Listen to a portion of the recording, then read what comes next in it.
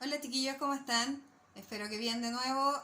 Me imagino que es un poco difícil para ustedes tomar el ritmo y trabajar ustedes solos en sus casas. Sé que esto es un poco complicado, pero tienen que tratar de seguir avanzando en el libro para que una vez que volvamos a clases estemos todos más o menos en el mismo nivel.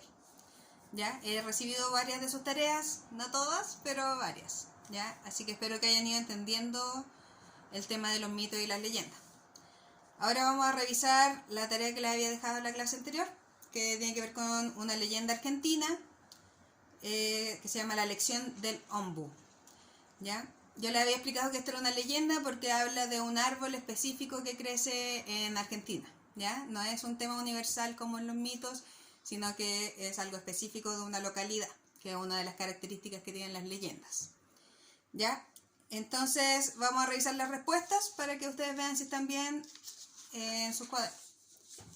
Ya, la pregunta número 1, que aparece en la página 42, dice: ¿en qué lugar vivía el Ombu? ¿Ya?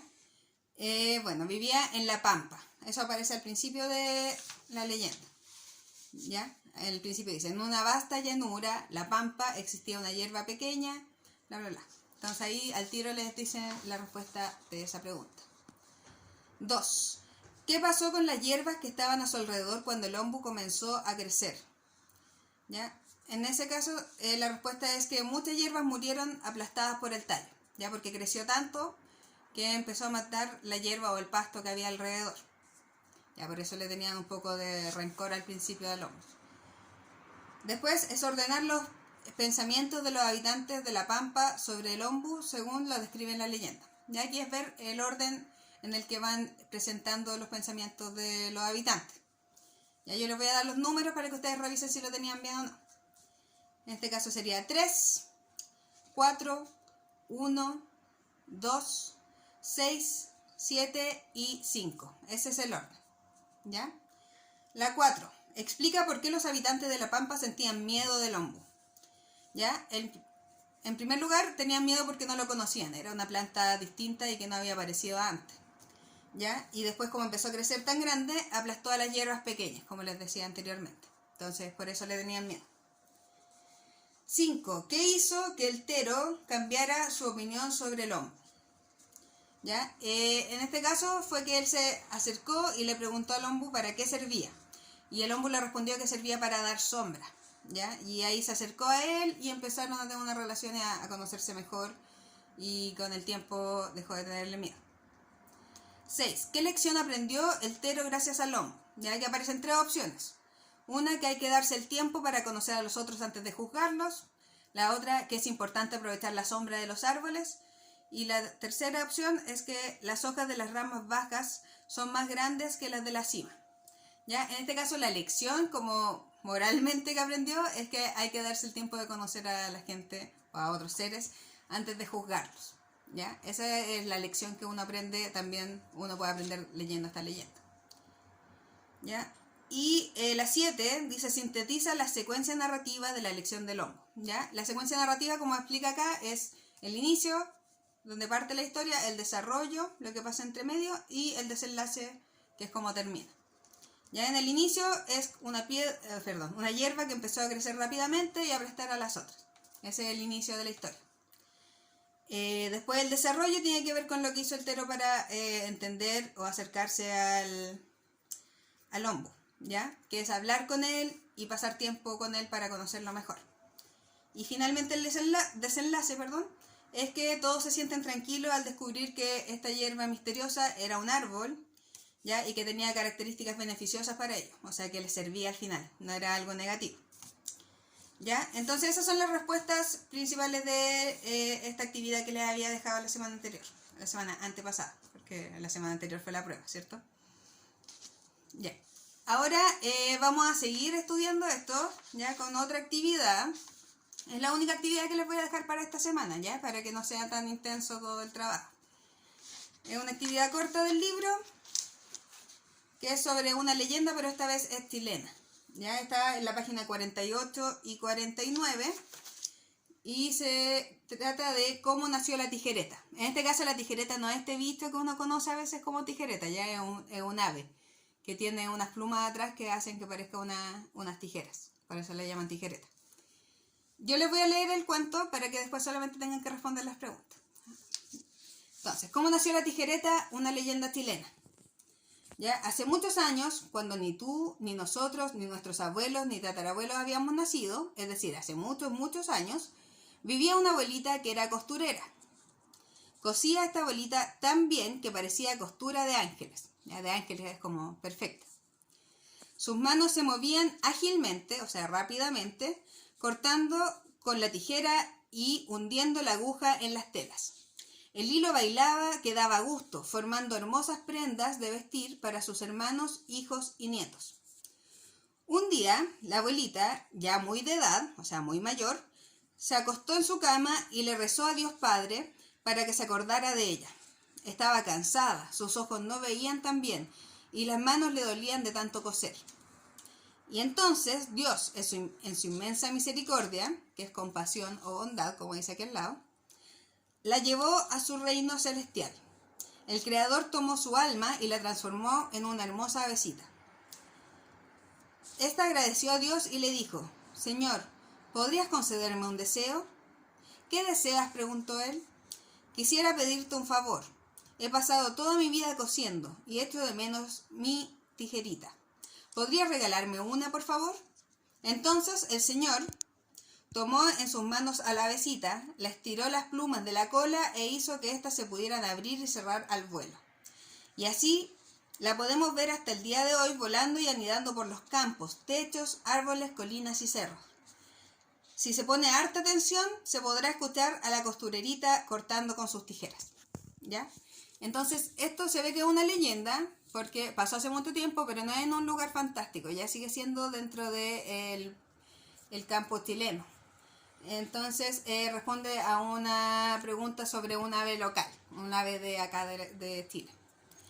¿Ya? Entonces, esas son características de la leyenda que no son de un mito. Lo que ustedes tienen que hacer es responder las preguntas de la página 49. ¿Ya? Son poquitas, así que es una tarea corta para esta semana para que no se angustien. Ahora les voy a explicar, voy a hacer una clase cortita respecto a las palabras agudas, graves y esdrújulas, que yo les dejé una tarea la semana pasada, pero por si quedaron dudas o no se entendió bien, voy a explicarlo visualmente para que ustedes lo vean.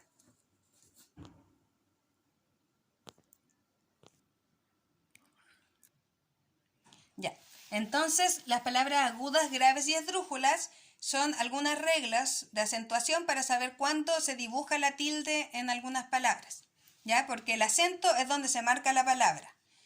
Por ejemplo, la misma palabra es palabra. En la se marca, ¿ya? Pero esa palabra no tiene tilde, no se le dibuja el acento, ¿ya? Entonces, con estas reglas uno puede saber cuándo sí se dibuja un acento. Vamos a empezar con las palabras agudas, ¿ya? Las palabras agudas les voy a dar dos ejemplos primero. Está la palabra corazón y la palabra acusar. ¿Ya? Estas dos palabras son agudas. ¿Por qué? Porque se marcan en la última sílaba, ¿ya? Aquí está dibujado el acento y acá no, ¿ya? Pero sigue siendo marcada en la última. Es acusar y corazón, ¿ya? Entonces aquí están separadas en sílabas. Y ustedes, para saber que es aguda, está la siguiente regla, ¿ya? Cada vez que se escribe una palabra se escribe el tilde cuando hay una palabra que termina en vocal o ns y que está acentuada en la última palabra, ¿ya? Entonces, para saber, van a ponerle el número 1, 2 y 3. Vamos a contar desde el final hacia el principio de la palabra, ¿ya? Si está acentuado en el 1, es aguda. Y se tilda solamente si termina en vocal o una N o una S. En este caso, como termina en una N, se acentúa, ¿ya? Entonces, todas las palabras que estén acentuadas en la primera sílaba y que terminen en N, S o una vocal, se acentúan. Si está marcada en la última sílaba, en la primera sílaba, ¿ya? Y termina en R, por ejemplo, que es otra consonante, que no es N ni S, no se acentúa, pero sigue siendo una palabra aguda. Ya, ahora las palabras graves, voy a poner dos ejemplos también, una con tilde y una sin tilde, ¿ya? La palabra marco y la palabra árbol, ¿ya? Aquí estoy separado en sílabas, ¿ya? Y si vemos esta palabra, marco, es marco, ¿ya? Se marca en esta sílaba, que sería el número 2 en este caso, ¿ya? Y árbol también se marca en la segunda sílaba, ¿ya? Entonces, estas dos palabras son graves porque se marcan en el número 2, ¿ya? Marco y árbol. Pero ¿por qué esta sí tiene el dibujo y esta no? Como nos explica aquí nuestro amigo, ¿ya? Se escribe la tilde en las palabras graves cuando terminan en una consonante, ya como la L, o en todas las consonantes menos en la N y en la S, ¿ya? Si hay una palabra que termina en N o S y se marca en la segunda sílaba, no lleva tilde. O cuando termina en una vocal, como en el caso de marco, ¿ya? Si bien es grave porque se marca en la segunda, marco termina en vocal, entonces no se dibuja la tilde. En cambio esta, como si termina en una consonante, que no es ni la S ni la N, sí se escribe. También en el caso del lápiz, por ejemplo, que termina en una Z, que es otra consonante. Si terminara en ese lápiz, no se acentuaría. Pero como termina en Z, sí. Y por último, en el caso de las palabras esdrújulas, voy a poner dos ejemplos también. La palabra último y la palabra teléfono. ¿Ya? Aquí las esdrújulas son las que se marcan en la tercera sílaba, ¿ya? Contando desde el final hacia adelante. Entonces, 1, 2, 3. Teléfono, ¿ya? Tiene dos sílabas después que no tienen acentuación. Y último, ¿ya? Aquí les demuestro también que no es necesario que la palabra tenga justo 3 sílabas o 2 sílabas, ¿ya? Sino que lo importante es dónde se marca. Y las palabras esdrújulas, como nos dice nuestro amigo el gatito, siempre se escribe la tilde. Siempre que haya una palabra que está marcada en la tercera sílaba, desde el final hacia el principio, siempre va a tener la tilde escrita. Ya no hay palabras esdrújulas que no tengan la tilde escrita. Entonces, en este caso, último, teléfono. Ya donde se marca la voz es en la tercera, desde el final hacia el principio, y siempre, siempre, siempre, siempre van a estar escritas las tildes. Ya, entonces estas palabras son más fáciles porque no hay confusión. Siempre que se marque en esta sílaba en particular, va a tener una tilde. También existen otras palabras que vamos a ver más adelante que se llaman sobreesdrújulas, que es cuando tienen una tilde acá. Y esas también siempre se tildan, pero las vamos a ver más adelante, así que no se preocupen por eso.